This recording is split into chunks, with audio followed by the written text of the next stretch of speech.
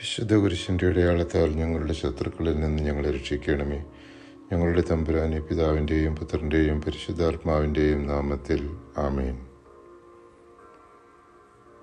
കർത്താവിൻ്റെ പുനരാഗമനം സുനിശ്ചിതമാണെന്നും നാം പാപങ്ങളിൽ നിന്ന് അകന്ന് അനുതപിച്ചാൽ അവിടുന്ന് നമ്മെ അവിടത്തോടുകൂടി നിത്യാനന്ദത്തിൽ എന്നേക്കുമായി ജീവിക്കാൻ അവസരം നൽകുമെന്ന് വ്യക്തമാക്കുന്ന വേദഭാഗമാണ് ഹോസിയ 6 അധ്യായം 1-2 തിരുവചനങ്ങൾ.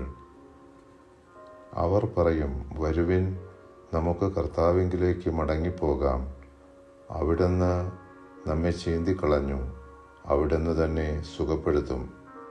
അവിടുന്ന് നമ്മെ പ്രഹരിച്ചു, അവിടുന്ന് തന്നെ മുറിവുകൾ വെച്ചുകെട്ടും. 2 ദിവസത്തിന് ശേഷം അവിടുന്ന് നമുക്ക് ജീവൻ തിരിച്ചു തരും. 3-ാം ദിവസം അവിടുന്ന് നമ്മെ ഉയർപ്പിക്കും. നാം അവിടുത്തെ സന്നിധിയിൽ ജീവിക്കേണ്ടതിന് തന്നെ.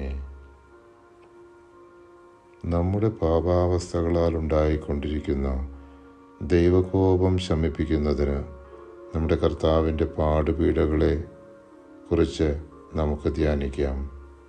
അനാദിപിതാവായ സർവേശ്വര, അങ്ങേ തിരുക്കുമാരൻ കൽത്തൂണിൽ കെട്ടപ്പെട്ട് അനുഭവിച്ച അടികളെ തൃക്കൺ പാർത്ത് ഞങ്ങളുടെ പാപങ്ങളൊക്കെയും പുറത്ത് ഞങ്ങളുടെ ആത്മശരീരങ്ങളിൽ നിന്ന് അങ്ങേ കോപത്തെ നീക്കിയരുളയണമേ.